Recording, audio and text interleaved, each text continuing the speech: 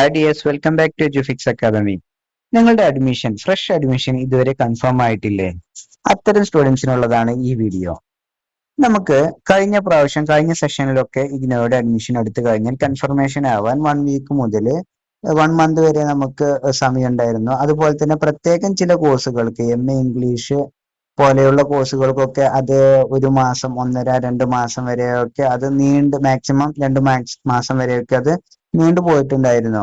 പക്ഷേ ഇപ്രാവശ്യം ഇഗ്നോയുടെ fresh admission എടുത്ത ആൾമോസ്റ്റ് എല്ലാവർക്കും 1-2 അല്ലെങ്കിൽ 3 മാക്സിമം പോയാൽ ഒരാഴ്ചക്കുള്ളിൽ അഡ്മിഷൻ കൺഫേം ആയിട്ട് വരുന്നുണ്ട്. അതുപോലെ തന്നെ അവർക്ക് കൺഫർമേഷൻ മെയിലും വരുന്നുണ്ട്. അതുപോലെ അവർക്ക് ID കാർഡ് ഡൗൺലോഡ് ചെയ്യാനും സാധിക്കുന്നുണ്ട്. പക്ഷേ MA ഇംഗ്ലീഷ് പോലെയുള്ള ചില ഒരു പ്രത്യേകം കോഴ്സുകൾക്ക്, 1-2 കോഴ്സുകൾക്ക് ഒരു പ്രത്യേകം പറയാനുള്ളത്, MA ഇംഗ്ലീഷ് പോലെയുള്ള കോഴ്സുകൾക്ക് അഡ്മിഷൻ കൺഫർമേഷൻ ആകാൻ വൈകുന്നുണ്ട്. ഏകദേശം 3-4 ആഴ്ചകളോളം, ഏകദേശം 1 മാസത്തോളം അല്ലെങ്കിൽ 1.5 മാസത്തോളമൊക്കെ വൈകാൻ സാധ്യതയുണ്ട്. അതുകൊണ്ട് നിങ്ങൾ പേടിക്കേണ്ട ആവശ്യം ഒന്നുമില്ല.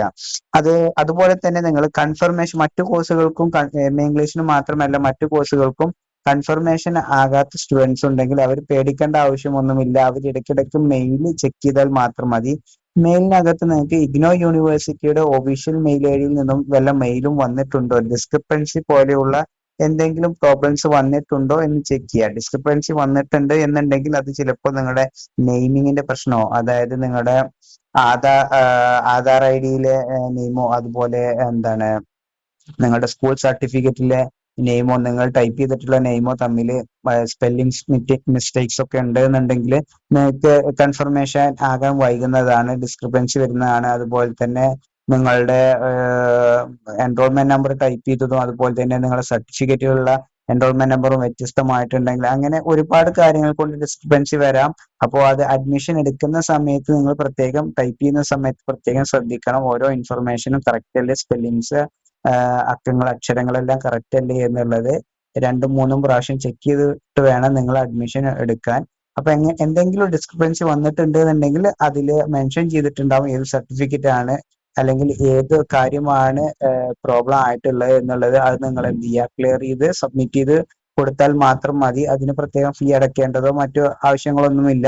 അതിൽ എഡിറ്റ് ചെയ്തിട്ട് നിങ്ങൾക്ക് എന്ത് ചെയ്യാം, മാറ്റങ്ങൾ വരുത്താൻ സാധിക്കും. അതായത് ഡിസ്ക്രിപ്പൻസി വന്നു കഴിഞ്ഞാൽ ആ ഒരു പ്രോബ്ലം എന്താണോ അത് മാത്രം നിങ്ങൾക്ക് ക്ലിയർ ചെയ്യാനുള്ള ഒരു ഓപ്ഷൻ യൂണിവേഴ്സിറ്റി ഓപ്പൺ ചെയ്ത് തരും. അപ്പോൾ നിങ്ങൾ എന്ത് ചെയ്യുക, ക്ലിയർ ചെയ്ത് റിസോൾവ് ചെയ്ത് സബ്മിറ്റ് ചെയ്താൽ മാത്രം മതി.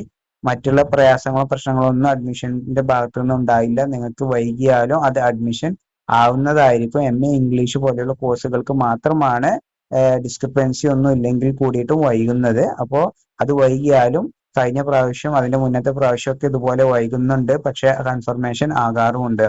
സോ നിങ്ങൾ എന്ത് ചെയ്യുക, വെയിറ്റ് ചെയ്യുക. അത്തരം കോഴ്സുകൾക്ക്, അല്ലാത്ത കോഴ്സുകൾക്ക് ഡിസ്ക്രിപ്പൻസി ഉണ്ടോ ഇല്ലയോ എന്ന് ഉറപ്പുവരുത്തിയതിനു ശേഷം നിങ്ങൾക്ക് എന്ത് ചെയ്യാം, മാക്സിമം പോയ 1-2 വീക്കിന്റെ ഉള്ളിൽ തന്നെ നിങ്ങൾക്ക് എന്ത് ചെയ്യാം, ഈ ഒരു കൺഫർമേഷൻ യൂണിവേഴ്സിറ്റിയുടെ ഭാഗത്തു നിന്ന് മെയിലായിട്ടും മെസ്സേജായിട്ടും വരുന്നതായിരിക്കും. കൺഫർമേഷൻ വന്നു കഴിഞ്ഞാൽ നിങ്ങൾക്ക് ID കാർഡ് എടുത്ത് നിങ്ങൾക്ക് സൂക്ഷിച്ചു വെക്കാവുന്നതാണ്, പഠനം സ്റ്റാർട്ട് ചെയ്യാവുന്നതാണ്. അപ്പൊ ഇത്തരത്തിലുള്ള ഇതിനോട് ഇൻഫർമേഷന് വേണ്ടിയിട്ട് നമ്മുടെ യൂട്യൂബ് ചാനൽ സബ്സ്ക്രൈബ് ചെയ്യുക. ഈ വീഡിയോ ഇഷ്ടപ്പെട്ടാൽ ലൈക്ക് ചെയ്യുക, മറ്റുള്ളവരിലേക്കും ഷെയർ ചെയ്ത് എത്തിക്കുകയും ചെയ്യുക. താങ്ക്